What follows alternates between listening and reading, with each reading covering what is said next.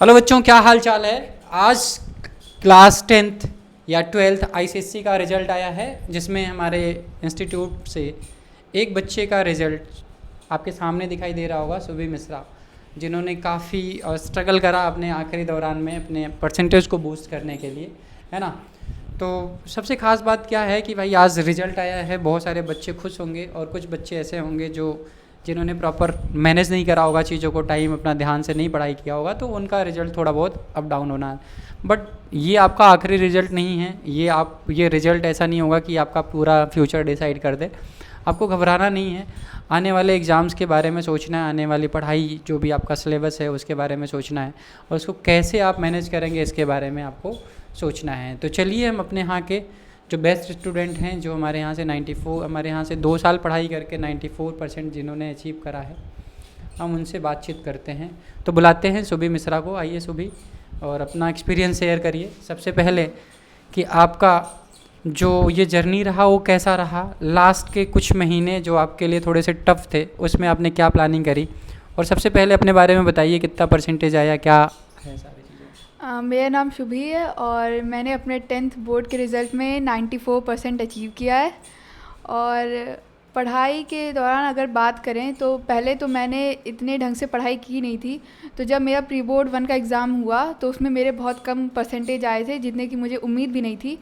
उसके बाद मैंने पढ़ाई थोड़ी ज़्यादा टाइम देने लगे पढ़ाई में, और स्टडी का टाइम भी बढ़ा दिया। फिर प्री बोर्ड 2 में मेरे थोड़े ज़्यादा परसेंटेज आए।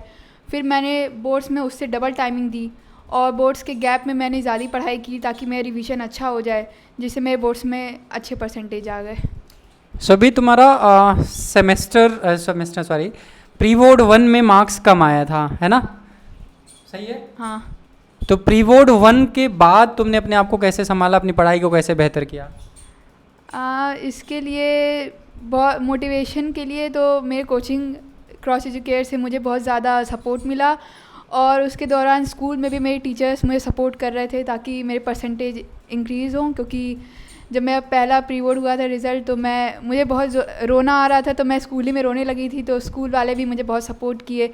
फिर कोचिंग वालों को पता चला, कोचिंग वाले भी मुझे बहुत ज़्यादा सपोर्ट किए, जिससे वहाँ लगा कि वहाँ अभी भी कुछ टाइम बचा है, मैं अच्छे नंबर ला सकती हूँ। तो फिर मैंने और पढ़ाई की, जिससे मेरा भी परसेंटेज 94 आया है। अच्छा, तो जब आपकी 10th से पढ़ाई स्टार्ट हुई थी, हम मतलब आपका स्कूल का और फिर कोचिंग का काम था, तो आप कोचिंग को कैसे मैनेज करते थे, क्या प्लानिंग आपकी होती थी, कोचिंग में जो पढ़ाया जा रहा है उसको कैसे तैयार करें, या अकॉर्डिंग टू द इंस्टीट्यूट आपके जो टेस्ट होते थे वीकेंड वगैरह पे, टेस्ट रिटन पेपर होता था बोर्ड बेसिस पे, उसको कैसे आप मैनेज करते थे। स्कूल से आने के बाद थोड़ी देर रेस्ट करने के बाद फिर मेरी कोचिंग हो जाती थी। तो कोचिंग के काम मैं आने के बाद तुरंत कंप्लीट कर लिया करती थी, और उसके बाद जो टाइम बचता था उसमें मैं अपना स्कूल का काम करती थी। फिर बात करें टेस्ट जो होता था, तो हाँ, रेगुलरली मेरे कोचिंग में टेस्ट हुआ करता था।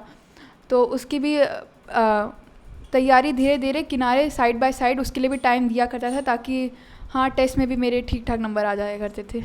अच्छा, क्या पीटीएम वगैरह हम लोग ऑर्गेनाइज करें या नहीं करें साल में कभी। बहुत ज़्यादा किए, ताकि पेरेंट्स को पता चले कि बच्चे कितना मार्क्स पा रहे हैं, कैसा उनका परफॉर्मेंस है। अच्छा, तो अभी आपका जो रिज़ल्ट आया उससे माँ बाप खुश हैं। हाँ, माँ बाप बहुत ज़्यादा खुश हैं, खुशी है। और मेहनत किए होते तो फिर और ज़्यादा परसेंटेज आ सकते थे, अगर शुरुआत से उतनी मेहनत की होती। लेकिन आखिरी में मैंने जितनी मेहनत की उस हिसाब से मैं अपने परसेंटेज से सेटिस्फाई हूँ। अच्छा, तो अभी आपका ऐसे बच्चों के लिए क्या मैसेज है जो अभी जस्ट 9 से 10th में गए हैं, उनको अभी आप क्या सजेशन देना चाहेंगी।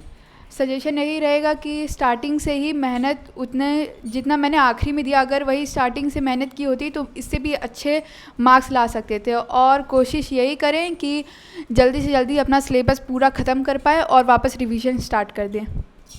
सिलेबस ख़त्म करना ज़्यादा ज़रूरी है, या सही ढंग से एक बार अच्छे से पढ़ना देन उसके बाद रिवीजन करना, इनमें से क्या ज़रूरी है। दूसरा नंबर की ढंग से पूरा समझ के, मतलब एक बार अच्छे से पूरा कंप्लीट कर लें, उसके बाद अगर जब टाइम बचे तो रिवीजन स्टार्ट कर दें। ये नहीं कि सिर्फ कोटा पूरा करने के पूरा एक बार में ख़त्म कर दे, कुछ समझ आए ना। अच्छे से पहले पूरा कंप्लीट करें सिलेबस, फिर उसके बाद रिवीजन करें। अच्छा, तो कहने का मतलब ये है कि एक बार पहले अपने सिलेबस को आप बहुत अच्छे से पढ़िए। जब एक बार आपका प्रिपेयर हो जाए, सारे सिलेबस मतलब कंप्लीट हो जाए, पूरा एक बार सिलेबस पूरा पढ़ लीजिए अच्छे से। और कोशिश करिए कि थोड़ी सी अपनी रफ्तार स्टार्टिंग से ही अच्छी रखिए, ये नहीं कि धीरे धीरे आप कछुए की चाल चलते रहिए। नहीं, अभी रेस जीतने के लिए आपको खरगोश की तरह भागना होगा और कछुए की तरह कंसिस्टेंसी रखनी होगी, ताकि आपका जो सिलेबस है जल्दी भी ख़त्म हो और आपकी पढ़ाई लगातार चलती भी रहे, है कि नहीं? ठीक है, तो और कोई बात बच्चों को बताना चाहती हैं?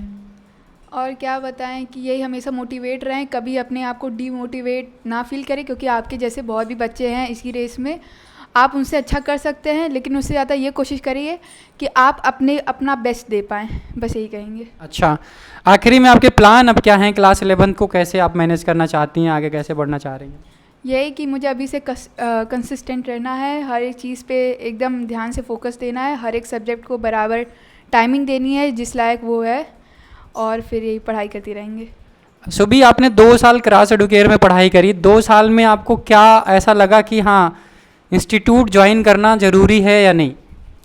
हाँ, क्योंकि 8th में मेरे मार्क्स थोड़े से कम हुए थे और 9th से एकदम सिलेबस चेंज हो जाता है, तो इसके लिए मैंने कोचिंग की, तो मुझे क्रॉस एजुकेयर ज़्यादा सही लगा, और कुछ लोग ने मुझे बोला भी कि जाके ले लो, तो फिर मैं गई, तो फिर हाँ मुझे समझ में आने लगा, मेरे सेमेस्टर से में भी धीरे मार्क्स और इंक्रीज़ होने लगे थे, तो फिर इसी कारण मैंने लिया। ठीक है, तो आई होप आप सभी बच्चों को क्लियर हो गया होगा कि अच्छे बोर्ड में अच्छे परसेंटेज लाने हैं, तो पढ़ाई अभी से स्टार्ट कर दीजिए और रेगुलर रहिए, अपने आप को समय दीजिए, अपने पढ़ाई को समय दीजिए, और जितना अच्छे से आप पहली बार में पढ़ेंगे उतनी जल्दी आपको करना है पढ़ाई करने में। मतलब ये मान के चलिए कि लगभग आपका जो टारगेट होना चाहिए सितंबर अक्टूबर तक अपना सिलेबस कंप्लीट करने का होना चाहिए। आफ्टर दैट आपको अच्छे तरीके से रिवीजन का प्लान करना चाहिए, क्योंकि आप जितनी बार रिवीजन करेंगे आपके टॉपिक्स उतने ज़्यादा क्लियर होंगे, और जब आपके टॉपिक्स क्लियर होंगे तो आपको लिखने में, बोलने में या सीखने में आसानी होगी। ठीक है, चलो बच्चों, मिलते हैं अगली बार नया रिजल्ट लेके, आने वाले जो 12th के रिजल्ट्स हैं। तब तक के लिए tata, bye bye, take care. Thank you सुभी। Thank you.